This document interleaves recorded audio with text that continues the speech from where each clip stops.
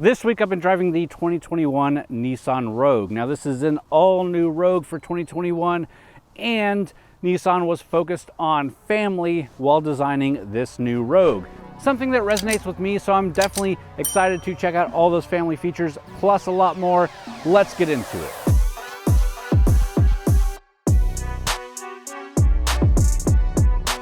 So before we get into the new exterior design, let's talk really quickly about the different trims offered in the Rogue. You have an S, an SV, an SL, all which you had in the 2020, but now you also have a Platinum trim, which is what we're driving here. Getting into the exterior design, the body itself measures 1.5 inches shorter and 0.2 inches lower than the previous generation Rogue. Again, this is an all-new Rogue with an all-new platform. The 2021 Rogue adopts signature Nissan design elements such as the floating roof and an evolved V-motion grille, and adds exciting new features such as the unique headlight shape and U-shaped body side highlights. New multi-level LED headlights with an expanded illumination area are standard on all 2021 Rogue grade levels and accent the powerful front grille design. Also on this Platinum, we have these 19-inch wheels. Other models come with the 17 or 18-inch wheels, and we're running Dunlop tires. And finally, in the rear here, you can see the Rogue nameplate across the back, and you can see that we're running the Platinum trim. And we have all-wheel drive, which we'll touch on more as we take this thing for a drive. And speaking of the rear of the vehicle, let's take a look at that hatch and the cargo volume here. So it does have a power lift rear hatch, and you get a ton of cargo space. More specifically, it is 31.6 cubic feet of cargo space behind that second row. That second row can be folded down, which gives you 74.1 cubic feet total. And it's not just about the space, it's how they utilize the space here and some cool things that they do with the floor. Come get a little bit closer and we'll check it out. So as you can see, we've got it packed with some camera gear and stuff. Let's get this out for just a second. And it is a completely flat floor here, but you can lift these up. You can stand it up like so, which gives you some cargo space right here. Your spare tire is actually under this. You can keep it flat here. You can take this one out. You've got more lower cargo space there. You can actually hide stuff and put it down. You also have the option of getting a cover that pulls out and covers this area. And if you need to fold those rear seats while you're back here, you do have little drop levers right here that will drop those back seats. It's not power up or power down. You have to drop them here and then go towards the door to lift them back up, but that's not a huge issue either. So all in all, I think for this size of vehicle, that is a good amount of cargo space. I'm happy with it. As a family man, we've been shopping in it. We did grocery shopping in it. We did some other shopping in it and had the back filled up. No issues. But with that, let's close up the hatch and move on. Let's check out what's under the hood.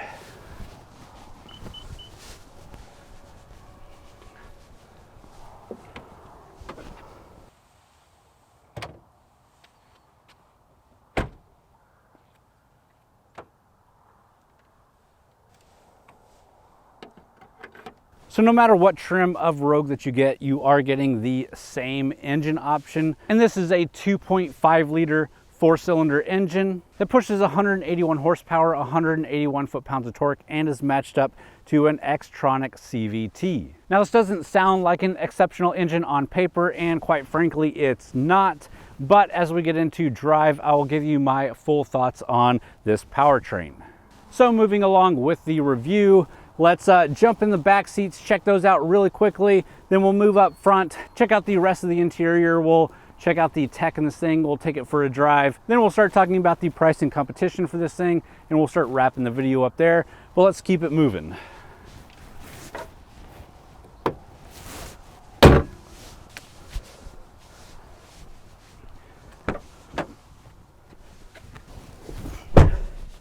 All right, so in here in the rear seats, you can tell this is a family-centric vehicle. Definitely the rear passengers were not forgot about, especially in this Platinum Edition. As we do have heated rear seats back here, we have our own USB and USB Type-C ports back here. We have tri-zone climate control, so the rear seats gets its own climate control. The interior quality back here is just as nice as up front. We have the moon roof that extends all the way back to the rear seats. And as far as space, it has plenty of space back here. The driver's side seat is pushed back because the car is off. It comes back to let the driver out easier, which can hinder a passenger in the rear sometimes. Not always my favorite feature, but it's seen as a luxurious feature, so a lot of manufacturers put that in. But I'm 6'1", I've got plenty of headroom, I've got plenty of knee room, plenty of foot room as well. We do have the rear shades back here for the sun, which definitely comes in handy for Texas summers. It is a 5-passenger setup, so 2 in the front and 3 back here in the rear, or you can have 2 back here in the rear and you have an armrest with some cup holders as well. Some other things that Nissan thought about while thinking of family first is the center console up front. It opens up from the middle instead of opening up towards the rear. That way, if there's something in there that a rear passenger needs, you can open it up and access it here from the rear seats. But with that, I'm going to throw this puff coat off. We're going to move into the front seats, check out the rest of the interior, then we'll take it for a drive. All right, so we're up here in the front seats. Let's really talk about this interior quality because it's really good. First off, we're in the Platinum trim, so obviously it's the highest grade they have, but we have these semi-aniline leather quilted seats, perforated, two-tone. There are different interior options, obviously, and depending on the grade is depending on what you'll get. But if I was buying one of these, I would really try to opt for this Platinum with these seats because they're comfortable and they look really nice. They're also heated seats, which I do like. My one big gripe with that is it's just the bottom that's heated and not the back, and I really like to have that back heated because I'll run it even on the summer sometimes because it's nice for the back. Now, all the focus on family while designing this new Rogue, Nissan dubs the family hub. And this includes things like the outside door handles, having the unlock feature on every single handle. It includes the center armrest, which I already talked about, being able to access with the rear seats, having that tri-zone climate control for the rear seats. There is a lot in here that Nissan focused on for families, including a lot of the safety features, which we'll get into right before we take it for a drive. But there's also a lot of nice tech and features for the driver themselves. Let's get into all of that. All right, so first of all, it is a push button start. Let's turn it on so we can see all the tech features here. And one of the first things you should notice here in this Platinum trim, we do have the 9-inch touchscreen floating display. I've heard some criticism on the design of these floating displays. Some people don't like them. I don't really have a problem with them at all. I think it's nice that they can get the display up higher without having such a high dashboard. And you're able to get a much larger display with this type of design. Again, I'm cool with it. There are some that complain about them, saying they look cheaper or whatever. I'm not one of those people. Now, Nissan's system here is a pretty decent one. I don't think it looks the best. I don't think it's quite as responsive as others in other cars, but you do get Apple CarPlay and Android Auto, and you do get wireless Apple CarPlay, which is a feature that I'm super excited seeing coming into more and more vehicles. Besides the wireless CarPlay feature, you do have a USB and USB Type-C port here, and you have a wireless phone charger built into the tray right here. Up next, you do have that tri-zone climate control, so you can see we have the driver and passenger with their own settings, your heated seats, your heated steering wheel, and of course your rear controls here. Moving further down, we have our gear shifter here. So this is a fully electronic gear shifter, but it works pretty well. You just push the button on the side and push up for reverse, pull back for drive. If you push back again, that puts you into manual drive mode. Push it back again, you're back in regular drive, and push the park button there to put it in park. You have your parking brake, your auto hold button, and your drive mode select. Now this drive mode select is courtesy of the all-wheel drive system. We have a normal drive, a snow mode, an off-road mode, an eco mode, and a sport mode. We'll cover all of these as we get it out on the road. Back even further, you see the console that I've been talking about. You push the button there, it opens like the butterfly. It's got a lot of storage down in here, and again, it's easily accessible from the rear seats. And as we were already looking at the screen and we did put the car in reverse, you can see that we do have a full 360 camera, which is really great. This vehicle is small enough that you don't necessarily need one, but it's really nice to have. It also has sensors along the vehicle, so as you get close to something on the side of the vehicle, they will automatically turn on as you're pulling into a parking space, or if you get too close to something in the front of the vehicle, it will automatically turn on. Really great system there. You don't have to put it into reverse to see that either. If you're just really wondering and those sensors aren't kicking it on for you, you can hit the camera button and see those cameras pop up. Really nice feeling in the hands. Again, it is a heated steering wheel, so that's great for cold days. You obviously have a bunch of controls on the steering wheel, which we'll jump into right now. So starting on the right side are your safety and cruise control settings. Right here, your 360 safety button here, radar guided cruise control. You do have a phone button and a press to talk button. Over here on the left side, you have your volume control, your audio changing controls, and your interface to the driver information display. Now this is a 12.3-inch digital dashboard gauge cluster. I really enjoyed it throughout this week. This is only available on the Platinum trim. On other trims, you'll get a 7-inch digital cluster, where the previous generation only gave you a 5-inch cluster. So no matter what trim you get, you're getting a bigger digital cluster than you used to, but this one here is on the Platinum trim. And as you can see, we can cycle through a lot of different things to look at here. A lot of different information. Some of it a bit overwhelming, but it really depends on exactly what you're looking for as you drive. And the screens don't stop here if you're not looking to look down at your digital display all the time. We do get a full color heads-up display. This is a 10.8-inch heads-up display that will show you a lot of different information as well, depending on what your driving mode is. So as you put navigation and things like that on the display, it will show up in the heads-up display. It is a pretty nice heads-up display, and I do really love heads-up displays in vehicles these days. My one slight gripe is that you can see the blue cast of the screen in your windshield as well, so it's not really as seamless as some of the more seasoned heads-up displays that you might see. It's a little distracting at first, but most of the time I completely forget that the screen outline is there. Just something to think about.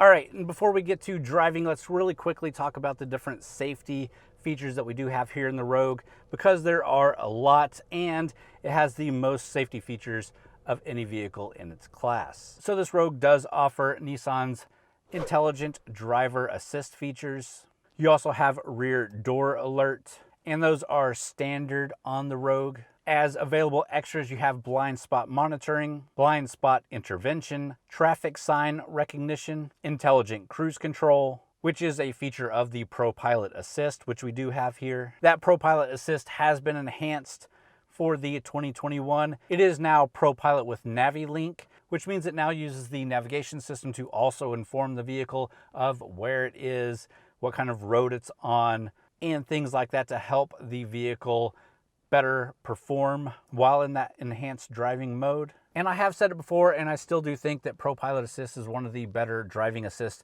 features offered in a vehicle. There are some that are catching up or probably surpassed, like Hyundai's system.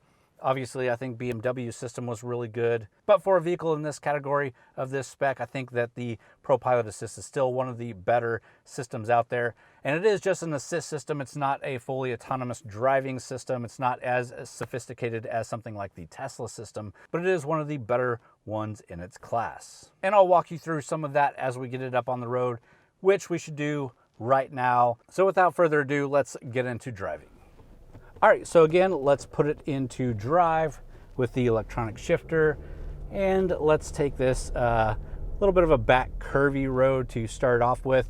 So first of all, this is an all new platform with enhanced driving characteristics. It is, like I said, a bit shorter and a bit lower than the previous generation.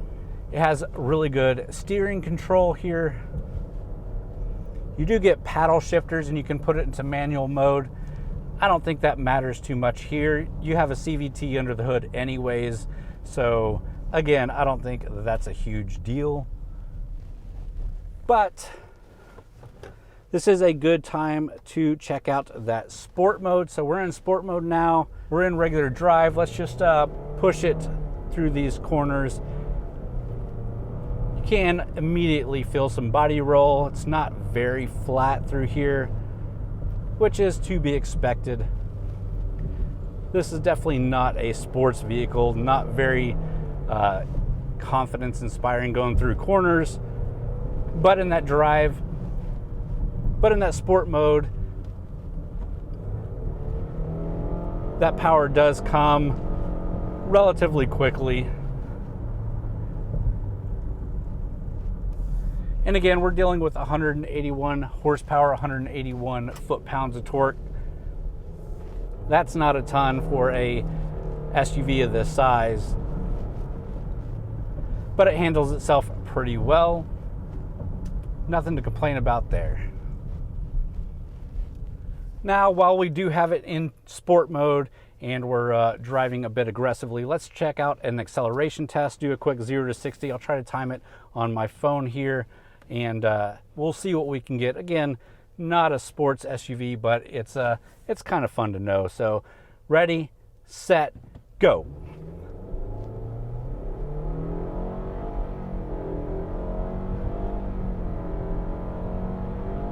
60.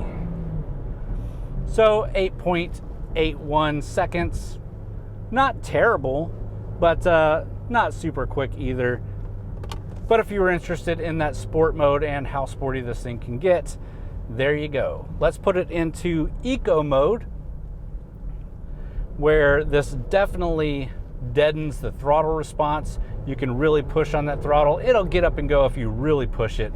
But if you're coming from a stop or trying to merge, it does take it a while to really wake up, which obviously enhances the fuel economy. So fuel economy numbers are 25 city, 32 highway for the all-wheel drive like we have here. Front-wheel drive, you're looking at 26 city and 34 highway. And you can probably see here that we've been averaging 25.1 miles to the gallon during our full week of driving.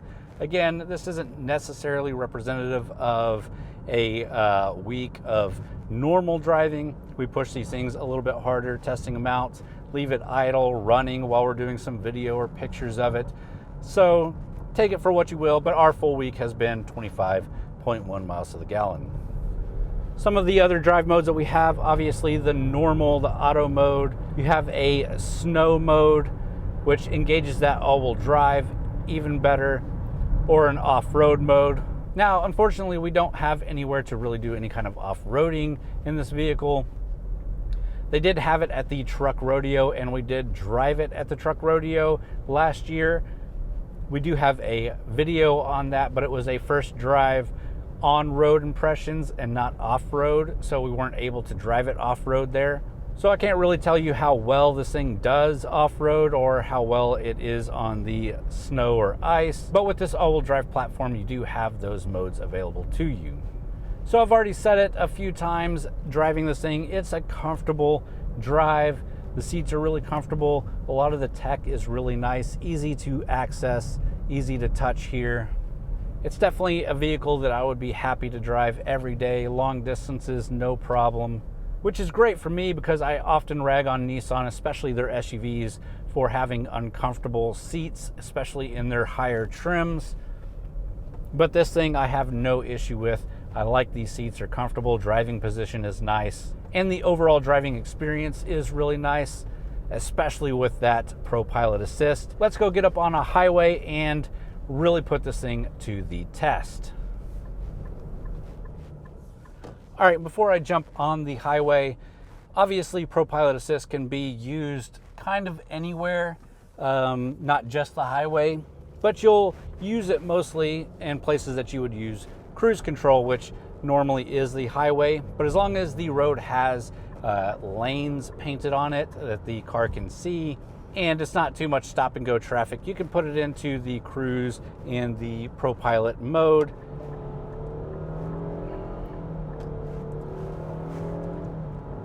So now that we're entering the highway, let's kick it on. First, you'd want to hit the blue button to turn on your ProPILOT, and then you turn on your cruise control, and you can see that it has got the lanes for me. It's got the steering wheel showing that it is helping that assisted steering. So I could take my hands completely off of the wheel here. It does a lot of the work keeping me in the center of the lane, and after a few minutes it will tell me you need to have your hands on the wheel. There you go. But it is moving the wheel for me. So you can see we're coming up to a bit of a bend here in the highway. We can take the hands off the wheel again. It is working the wheel. It is keeping me in the center of the lane. Even as it tells me to put my hands on the wheel, it's still doing the job for you. It's not going to just disengage. But again, it's a really good system. I don't know if you can see it here in this angle, but it's also showing me in the heads-up display what's going on, not just down here. So again, it's a lot of really nice features there, and definitely one of the better driver assist features in vehicles, especially this segment. And that was really easy to engage. Again, you hit the blue button and you set your cruise control. I'm in radar guided cruise control mode, so I can kind of speed it up here, make sure my distance is set where I want it, and then it'll latch on to the vehicle in front of me, keep me at a good distance from them at a decent speed, and keep me in the lanes. So if you get a little bit distracted during a long road trip, this system is definitely going to help you not swerve out and get into a stupid accident. Obviously, it can't protect you from everything. If somebody's going to come into your lane and hit you, this isn't going to save you there, but it definitely helps you avoid stupid mistakes that you might make while driving. And again, it's fantastic for long road trips because it just makes it that much easier, more peace of mind, especially with the family in the vehicle. That peace of mind of knowing that that even though that I'm focused on the road, I don't have to be the one in complete focus, so that if something does happen with the kids or something like that, it's not going to take my focus off the road. It's a great assist feature for everyone, but especially I think it's great for families. And just like cruise control, when you're ready to turn it off, you can hit the cancel button, you can hit the brake, and the whole system will disengage and give you back full control. All right, guys, well, let's find a spot to pull back over, and we'll talk about the price and competition here, and then we'll start wrapping the video up. All right, so we're getting ready to wrap up the review, but before we do, we need to talk about price and some of the competition out there. First off, the base price for a base S grade is $25,600. And I think that that's a really good price for the base model. You get a lot of features standard with the Rogue, and I think that it is a decent price. But I did say a couple of times here that the Platinum is the trim that I would go for this interior, for the extra big screens, for the extra safety features. I think that the Platinum is definitely what I would reach for. So the base price on the Platinum is $36,685, which again, I think is a really good price starting there. So the base Platinum is $36,830, which is a really good price for the Platinum. This one that we're sitting in here with a couple of extra options is $39,685, which again, for under $40,000 to get everything that you get here and all the technology that you get in this vehicle, I think is really good. So touching on some of the competition out there, you can look at things like the Honda CR-V, which to me isn't that exciting of a vehicle, kind of like what the Rogue used to be. You can look at the Toyota RAV4, which I think is a much nicer vehicle now than it used to be. And I've reviewed the RAV4 I've reviewed the RAV4 Hybrid. I've reviewed the new RAV4 Off-Road. Lots of different options there. If you're interested in that one, you should go check out those reviews. But that one too, I think this new Rogue with the technology that you get in it and this interior is nicer. You can also look at something like the Volkswagen Tiguan, which is a really good SUV, and Volkswagen has some nice tech in there. And then I think one of my favorite vehicles in this segment is the Mazda CX-5. It's got the looks, it's got some technology, and with that new turbocharged engine under the hood, I think it drives really well. One of my favorite driving and favorite looking in the segment.